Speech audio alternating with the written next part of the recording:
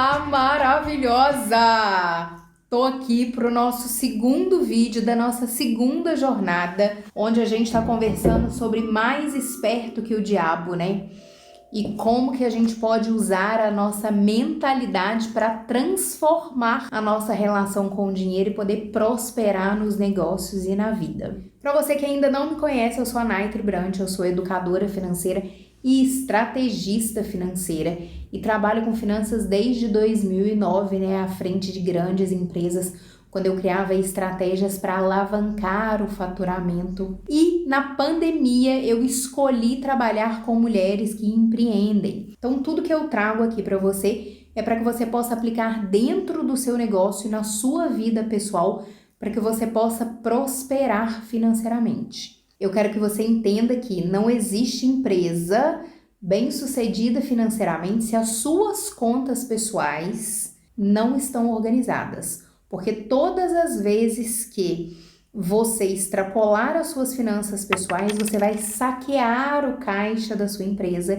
E aí, todas as vezes que você desejar crescer, você não vai ter dinheiro suficiente para poder investir no seu negócio, faturar mais alto e conquistar a sua liberdade e a sua estabilidade financeira. Faz sentido? Se faz sentido para você, já curte esse vídeo, compartilha com uma amiga que é empreendedora, se inscreve no canal e ativa a notificação para você poder saber todas as vezes que eu for entregar um conteúdo novo para você aqui. Combinado, maravilhosa? Então, se você assistiu a primeira aula, né, da semana passada, a gente está conversando sobre este livro Mais Esperto que o Diabo. Então, a gente continua falando sobre psicologia financeira e a importância da nossa mentalidade para que a gente consiga prosperar dentro dos negócios. E a gente trouxe uma historinha na semana passada, onde esse autor conta quando ele começou a escutar o seu outro eu. Todas nós, eu e você e qualquer pessoa que estiver assistindo esse vídeo, a gente tem pelo menos dois eus dentro de nós. Um que é o rei da escassez. Medo, ansiedade, estresse, nada vai certo, tudo vai dar errado. Lembra daquele desenho que tinha um bonequinho, um cachorrinho, me parece, que ficava com uma nuvenzinha negra na cabeça? Ó céus, ó dia, ó noite, tipo, tudo vai dar errado? Imagina que esse é um eu. O outro eu é o eu da abundância, da prosperidade, tudo vai dar certo. Eu idealizo as coisas que eu quero, eu planejo, eu organizo, eu entro em ação e eu conquisto aquilo que eu quero. Nada para mim vai faltar, sempre vai ter abundância e disponibilidade no universo das coisas que eu quero. E você, assim como eu, temos o livre-arbítrio de escolher qual desses eus a gente vai alimentar. Qual deles vão tomar a frente, vão tomar o controle das nossas decisões e vão nos levar para determinados lugares na nossa vida, ok? Então ele trouxe lá a situação de que ele estava à procura de alguém que financiasse a publicação deste livro aqui, e ele foi escutando a intuição dele, até que essa intuição levou ele para um lugar, levou ele para um hotel, fez ele lembrar de um nome para que ele pudesse entrar em contato. Então, o que eu quero trazer para você desse capítulo? Eu não leio os capítulos com você, mas em alguns momentos eu leio determinados trechos e o meu papel aqui é te provocar a pensar de diversas formas, ampliar o seu cenário, ampliar as suas percepções, para que você possa entender como a sua mente está funcionando, quais estão sendo as suas escolhas, as suas crenças e como é que você pode fazer escolhas que são mais assertivas e que vão trazer mais resultados de acordo com aquilo que você está planejando para sua vida e para o seu negócio. Primeira coisa que eu quero trazer para você aqui está justamente no primeiro parágrafo deste capítulo. O autor diz o seguinte: eu havia passado por uma experiência de renascimento, em que todas as formas de medo haviam se afastado de mim. Eu agora tinha coragem de tal maneira que eu nunca havia experimentado antes. Eu tinha uma fé inabalável de que o dinheiro estava vindo ao meu alcance e, na verdade, eu conseguia enxergar ele já na minha posse. O que acontece aqui? Ele teve uma transformação na mentalidade dele, ele estava vivendo muito com base no eu da escassez E quando ele começou a escutar as intuições dele, quando ele começou a acreditar nele, quando ele começou a entender que era possível e que ele tinha essas duas formas de enxergar a vida dentro de si e que era ele quem ia escolher para quem ele daria voz, ele começou a escutar esse eu e ele teve uma transformação, que aqui ele está chamando de renascimento. Então, ele vivia à base do medo. Todas as vezes que ele vivia na base do medo, ele não conseguia se colocar em movimento, ele não conseguia agir, ele não conseguia resultados, ele ficava paralisado, ele permitia que o cérebro reptiliano dele tomasse o controle. E esse cérebro, a gente já sabe, pela jornada anterior, quando a gente conversou sobre a mente acima do dinheiro, que ele é responsável por te manter em sobrevivência. Ele vai te fazer correr, atacar ou fingir de morto. Ao mesmo tempo, quando ele entendeu que ele podia baixar essa carga emocional, organizar os pensamentos, planejar os próximos passos dele e se colocar em ação, praticar aquilo que ele estava planejando, ele acessava um outro espaço. E nesse espaço que ele acessava havia abundância, havia fartura. Então é extremamente interessante a gente entender, vou fazer uma chamadinha aqui, que não é só pensar. Não é só idealizar, não é só visualizar, igual tem algumas pessoas por aí que falam, né? No poder da atração, no poder da visualização.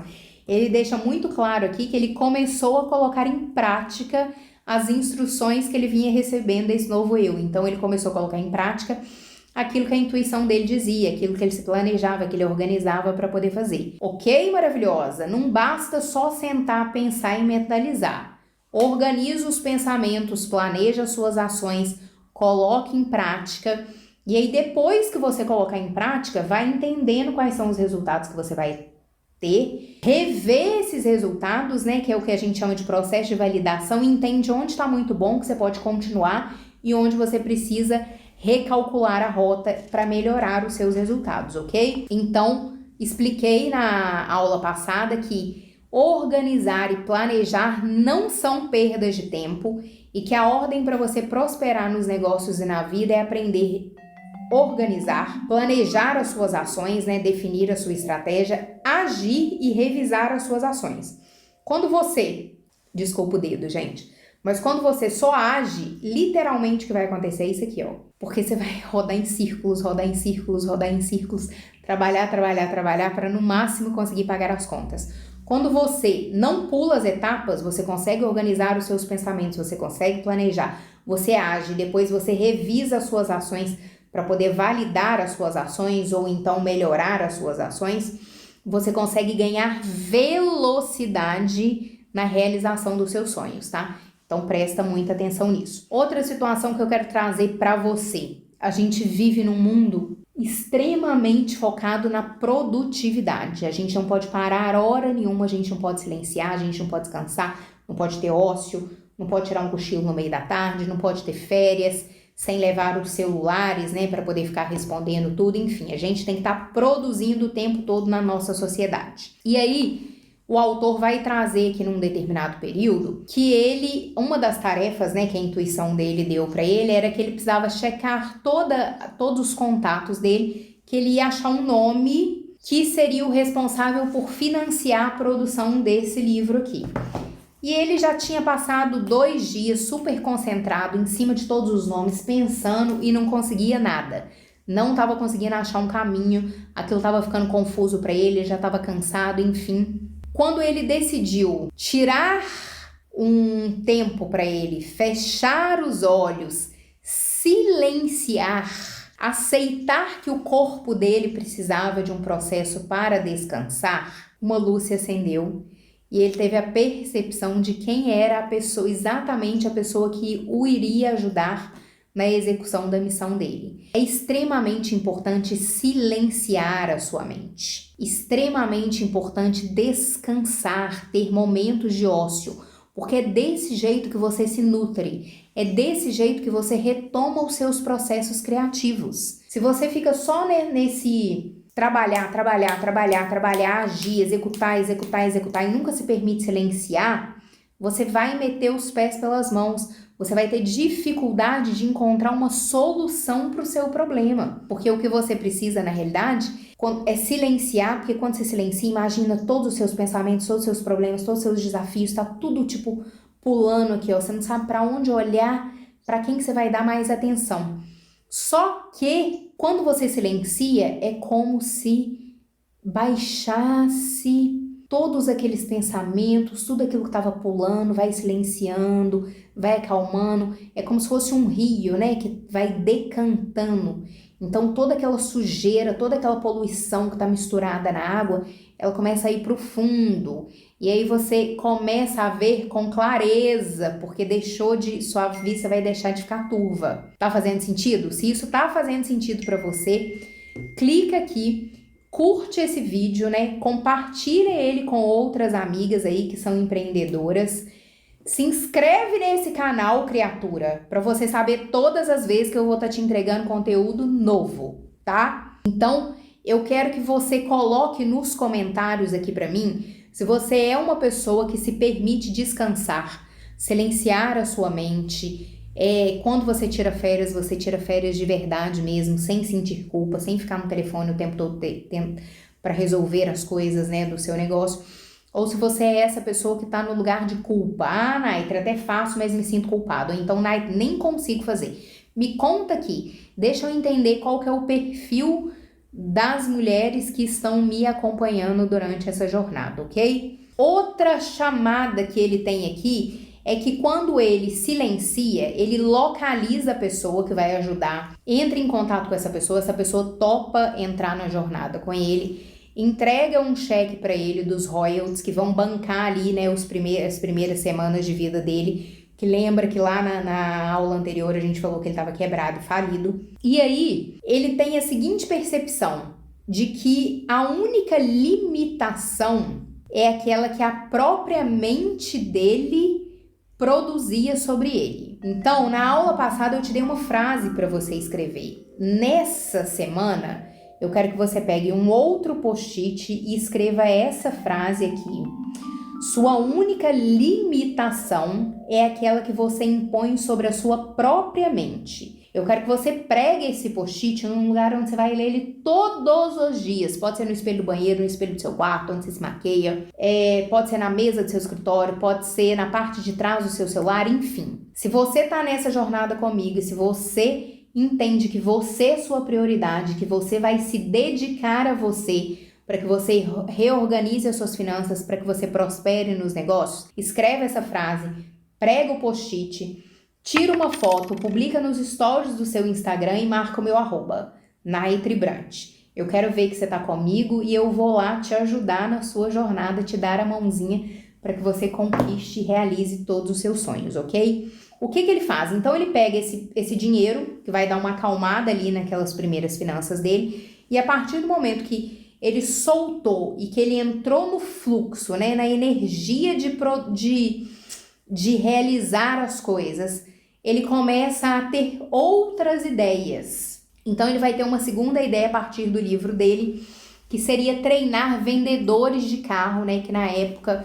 desse livro aqui, né, se vendia muito carro usado nos Estados Unidos, as fábricas estavam começando a produzir, aumentar ali a sua escala, e ele entendeu que ali tinha um gap, e que se ele usasse os treinamentos e as descobertas que ele fez ao longo dos 25 anos para desenvolver esse livro aqui, se ele conseguisse treinar a mentalidade desses novos vendedores de acordo com os aprendizados dele aqui, ele conseguiria fazer com que as empresas que contratassem o serviço dele vendessem pra caramba. E o que ele fez? Ele foi lá, deu as caras, bateu numa empresa, explicou qual que era o negócio que ele queria ofertar.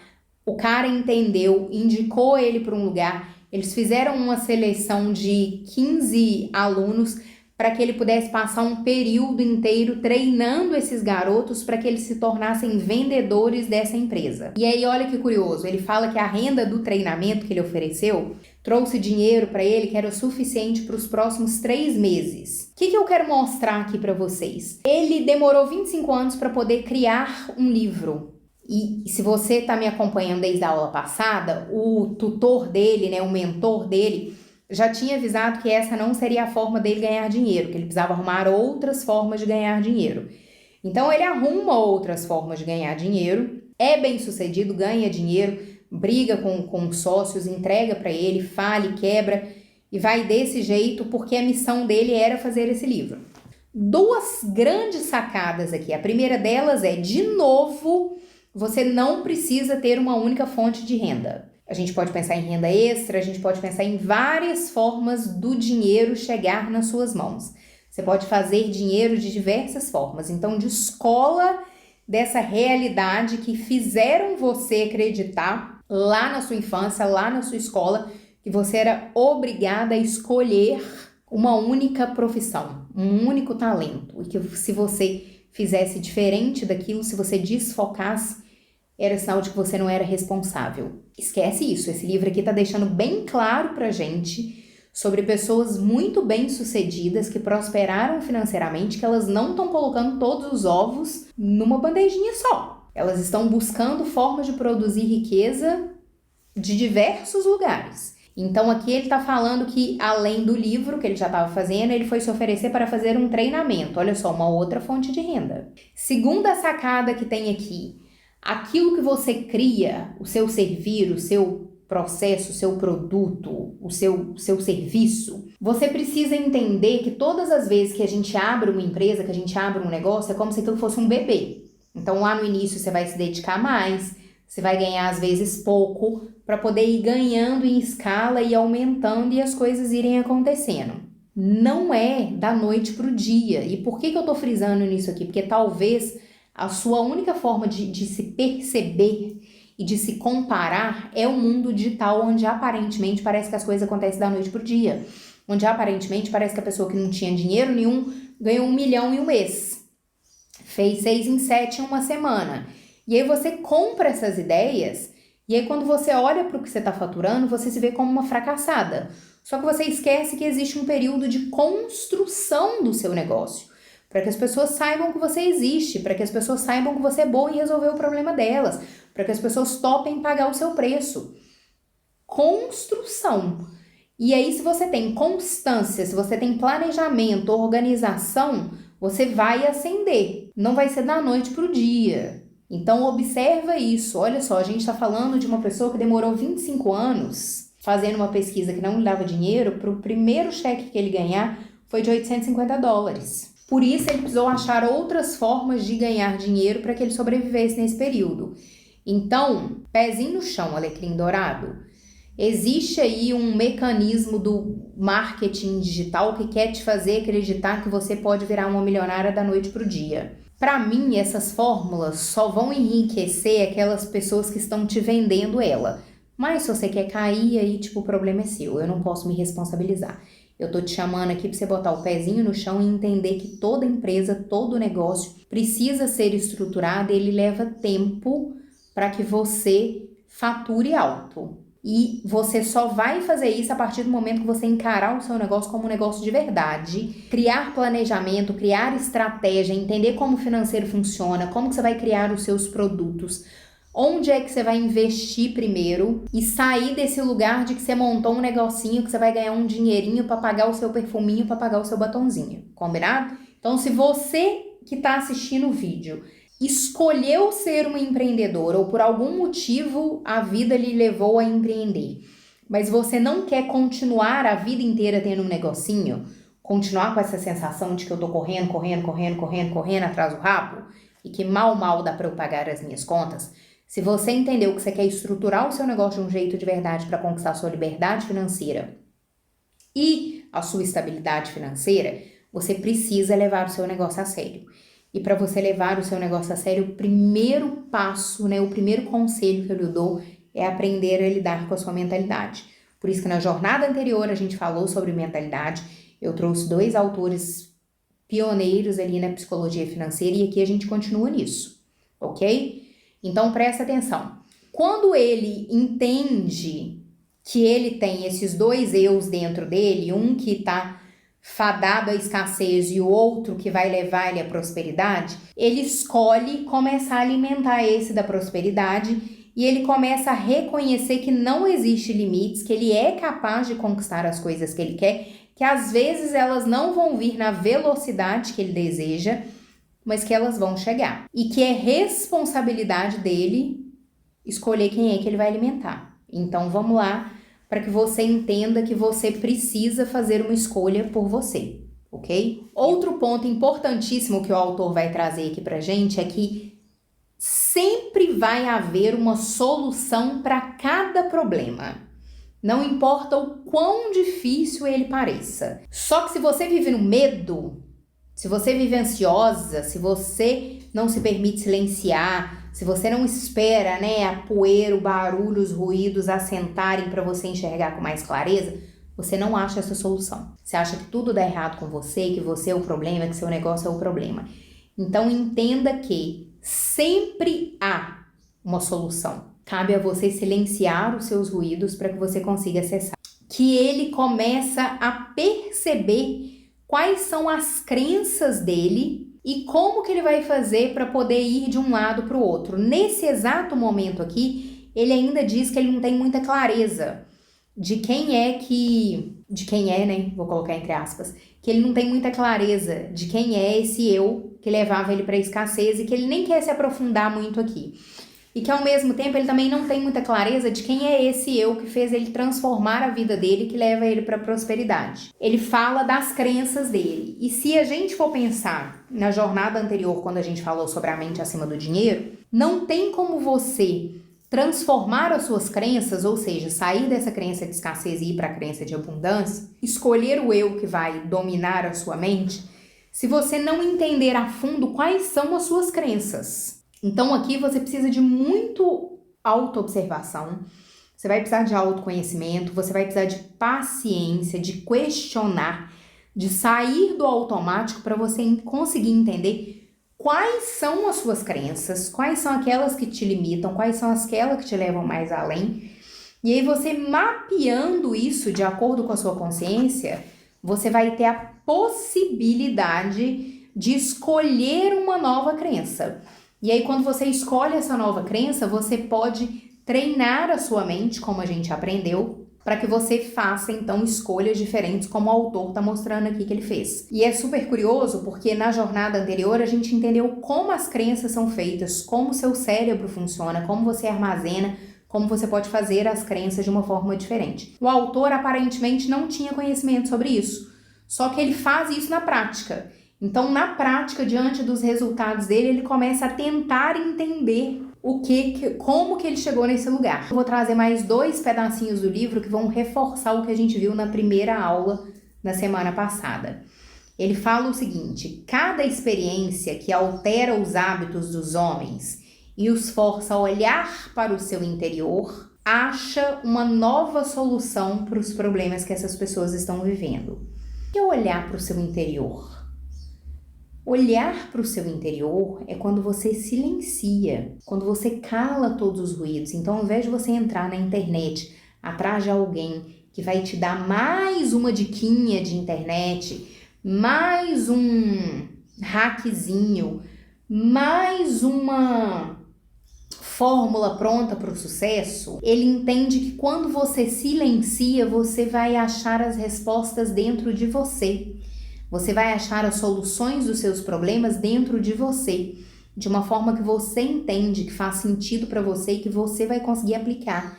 E isso vai te trazer maturidade no seu negócio e você vai conseguir evoluir para o próximo nível. Agora, quando você fica pegando diquinha, formulazinha e aplicando dentro do seu negócio, você não vai chegar a lugar nenhum, porque você está indo buscar fora, você está indo buscar mais um ruído, mais um barulhinho, ao invés de olhar para você, olhar para suas experiências, entender as suas crenças, as suas limitações, os seus potenciais, o seu servir, os seus dons e usar isso que você tem ao seu favor. E lembra que a gente conversou sobre o mito de Quiron? Aqui ele vai trazer de novo essa percepção. Aprendi que todos aqueles que se deparam com dificuldades que pareciam insolúveis podem resolvê-las, e ainda melhor se eles estiverem dispostos a esquecer suas próprias dificuldades e partir para ajudar outras pessoas que porventura estejam passando por dificuldades maiores. Então, às vezes, você se vê dentro de um problema que você está achando aquilo gigantesco, que não tem solução. Quando você silencia, para e às vezes vai olhar para o problema de uma cliente sua, ajudar uma pessoa, a resolver o problema dela, ao curar essa pessoa, ao ajudar essa pessoa a solucionar o seu problema, você acaba recebendo ferramentas para olhar para o seu próprio problema, para resolver o seu próprio problema e para ir curando as suas feridas. Lembra disso? A gente falou disso na aula passada. Então, todas as vezes que você se sentir uma fracassada, lembra da historinha do mito de Quiron. O autor traz uma passagem que eu achei super bonita, que ele vai falar de um processo de gratidão, mas não uma gratidão vazia. Não é brincar de poliana, não é sobre isso, porque ele entende que ele aprendeu uma nova forma de orar, que para ele, a partir de agora, faz mais sentido. Que é quando ele para rezar, para agradecer, né, por ser merecedor de tudo aquilo que ele já recebeu. Entende o processo de gratidão? Eu não estou rezando, orando ou pedindo para algo que eu gostaria de ter, né, para algo que eu ainda vou conquistar. Mas eu estou rezando, orando e agradecendo por algo que eu já recebi, que eu fui merecedor de receber. Por que é interessante a gente olhar isso aqui do ponto de vista de gratidão, mas com o pezinho no chão? Olha que coisa interessante. Quando eu trabalho a gratidão, pensando em agradecer de forma genuína aquilo que eu já tenho, e não brincando de poliana, eu tô focando na minha abundância, porque eu tô vendo tudo aquilo que eu já tenho. Então, vou pensar em coisas materiais, tá? Mas olha, obrigada por esse telefone, obrigada por esse relógio, obrigada por esses brincos, tá? Só fazendo uma analogia aqui. Eu tenho brinco, eu tenho relógio, eu tenho telefone, eu estou agradecendo por isso. Então eu tô na vibração da abundância. Nada me falta, olha só, eu tô agradecendo tudo que eu já tenho. Agora imagina só que eu não tenho anel nenhum e aí eu começo a rezar pedindo para que eu tenha anel. Ah, eu quero anel. Ah, eu quero um relógio azul agora. Eu começo a focar na escassez, naquilo que eu não tenho. E aquilo que eu não tenho atrai mais coisas que eu não tenho. Aquilo que eu tenho atrai mais coisas que eu tenho. Então, quando ele traz esse olhar aqui de que ele aprendeu a fazer uma nova oração e ele começou a agradecer por ser merecedor por tudo que ele já possui, é muito esse lugar. Se eu foco no que eu tenho e agradeço o que eu tenho, o universo, Deus, a entidade, enfim, aquilo que você vai te proporcionar ter mais daquilo.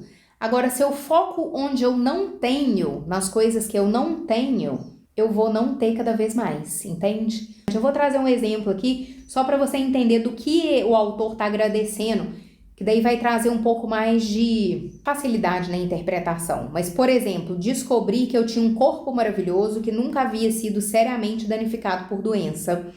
Contava com uma mente razoavelmente bem equilibrada, tinha uma imaginação criativa com a qual eu poderia prestar um serviço muito útil para um grande número de pessoas. Eu era abençoado com toda a liberdade que desejava, tanto de corpo quanto de mente, nutria um desejo ardente de ajudar os outros que não tinham a mesma sorte. Ou seja, ele agradecia isso tudo, todos esses talentos dele.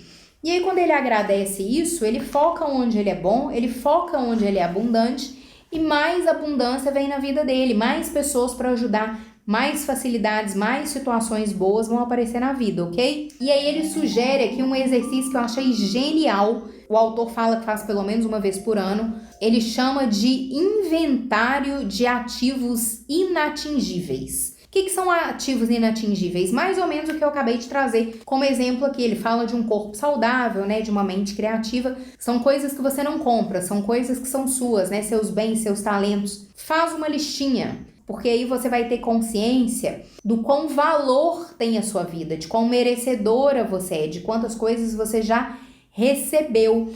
E a partir do momento que você começa a olhar para isso, você começa a dar espaço para que esse eu da abundância permaneça por mais tempo na sua mente, né? Alugue um triplex aí ao ponto de que aquele outro eu da escassez ele vai perdendo espaço.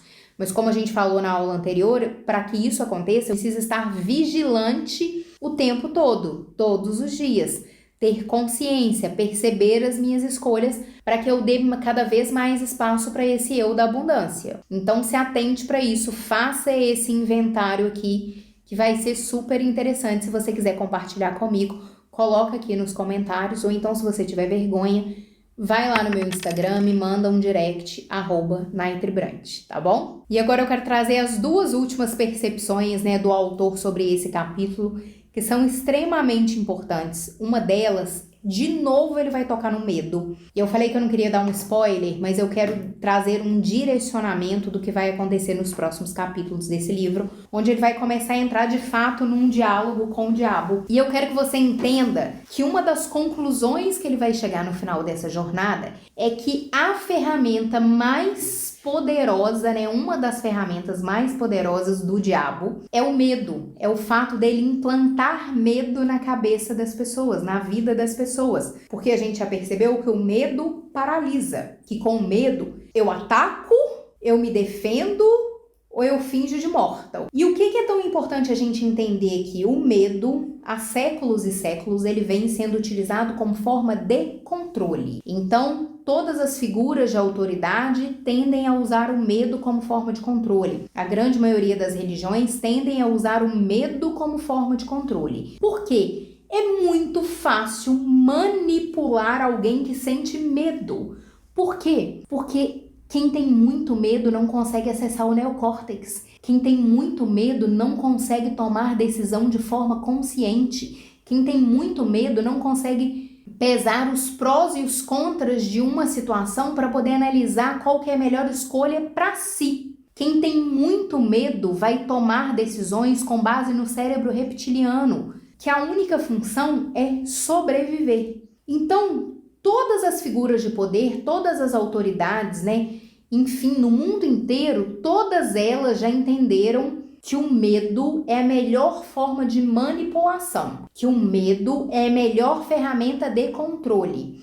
Então, implanta-se medo o tempo todo, mercado de trabalho, as vagas são escassas, vai faltar comida, vai faltar trabalho, vai faltar dinheiro, se político A ganhar vai acontecer isso, se político B ganhar vai acontecer isso. Fica nessa imposição, nessa guerra, porque daí o que você faz? Você ataca o coleguinha, porque você tem medo dele e você não consegue racionalizar, então você ataca. Ou então você, na tentativa de se defender, acaba fazendo escolhas que não são coerentes para você. Ou então você, na grande maioria das vezes, vai se fingir de morta, como a gente viu aqui, que daí você entra nos processos de indecisão, você não sabe o que fazer, e literalmente essas estruturas de poder ficam decidindo por você. Porque não adianta você achar que é porque você não tá decidindo que nada tá acontecendo, não, tá?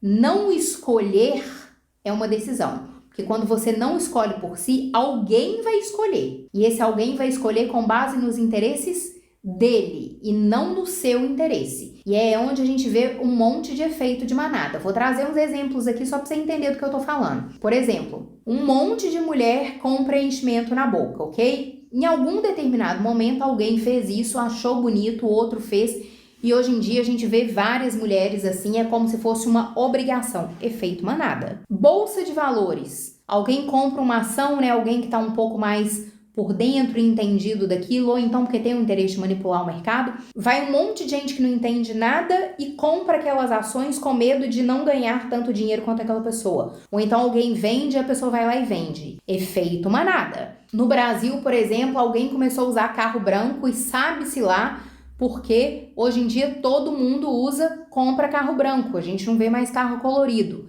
Efeito manada. Eu tô trazendo coisas que parecem simples, que estão no seu cotidiano e que às vezes você não está percebendo que você tá escolhendo exatamente igual todo mundo. E não porque seria uma escolha importante para você. Isso é um efeito claro desse controle feito pelo medo. Ah, Naitre, por que eu comprei um carro branco? Ah, porque me disseram que o carro preto arranha mais, aparece mais sujeira e quando eu for vender ele, eu vou vender ele por um preço mais barato do que o branco. E aí você nem questiona, você nem entende. Às vezes você odeia um carro branco. Às vezes você vai passar a vida inteira dirigindo um carro que você odeia, porque o seu sonho de vida era ter um carro preto. Mas você não questionou. Você fez o quê? por medo de perder dinheiro no futuro, por medo de fazer uma escolha diferente, você acabou escolhendo aquilo que te mandaram fazer. Eu quero que você use essa analogia agora para todas as coisas na sua vida. O que é que você está fazendo com base no medo? Então isso aqui para mim é uma chamada extremamente importante. O autor está deixando claro o quanto o medo é paralisante, o quanto o medo te leva para os processos de escassez. E o que eu tô trazendo para você é o quanto o medo é uma puta de uma ferramenta de controle. E você vai entender isso quando ele começar os diálogos, que o diabo vai deixar claro que essa é uma das ferramentas que ele mais adora usar com os seres humanos. E aqui, gente, eu vou fazer uma chamada, tá? Ele fala do diabo, ele fala das crenças, enfim. Ele tá usando arquétipos. Não significa literalmente que ele tá tendo um diálogo com o diabo, com uma pessoa, mas é porque ele tá entendendo como que o cérebro funciona, quais são esses eus que entram dentro de mim e a quem eu estou dando voz, e ele tá chamando um deles de diabo, ok? Por que eu tô falando isso? Porque tem algumas pessoas que são tão religiosas e têm a cabeça tão fechada que talvez parem de assistir esses vídeos aqui pra frente porque não pode escutar falar sobre diabo. Então, tipo assim, é um arquétipo, ok? Antes de você mudar as suas crenças, você precisa saber quais são elas. Faz sentido? Porque se você não souber quais são elas, como é que você vai modificá-las? E se você quer entender quais são as suas crenças, vou brincar, né? Tipo, volte a algumas casas. Você precisa assistir às aulas da jornada anterior, quando a gente conversou sobre a mente acima do dinheiro. Porque ali eu tô te trazendo informações de como você vai entender quando as suas crenças são formadas, como elas são armazenadas no seu cérebro e como elas estão te fazendo tomar atitudes e decisões na sua vida. E se você quer receber exercícios práticos ao longo dessas jornadas, para que você ganhe cada vez mais consciência sobre as suas crenças, sobre seus pensamentos, as suas emoções, como isso está interferindo, né, no seu jeito de lidar com os negócios e com as suas finanças, eu sugiro que você clique no link que está aqui do meu grupo do WhatsApp. Todas as quartas-feiras eu entrego um exercício prático que vai te colocar para refletir, para questionar as escolhas que você está fazendo e vai te ajudar a perceber exatamente quais são as crenças que você precisa modificar. Combinado, maravilhosa? Esse foi o nosso segundo vídeo. Então clica aqui, curte esse vídeo, inscreve nesse canal, manda para uma, duas ou três amigas que estão precisando assistir isso aqui, me ajuda a divulgar todo esse conhecimento aqui que eu tô fazendo com tanto afinco para mostrar para você como que o seu cérebro maravilhoso funciona e como é que você pode transformar a sua mentalidade para que você prospere nos negócios e na vida. Posso contar com você? Então, a gente se vê na próxima semana.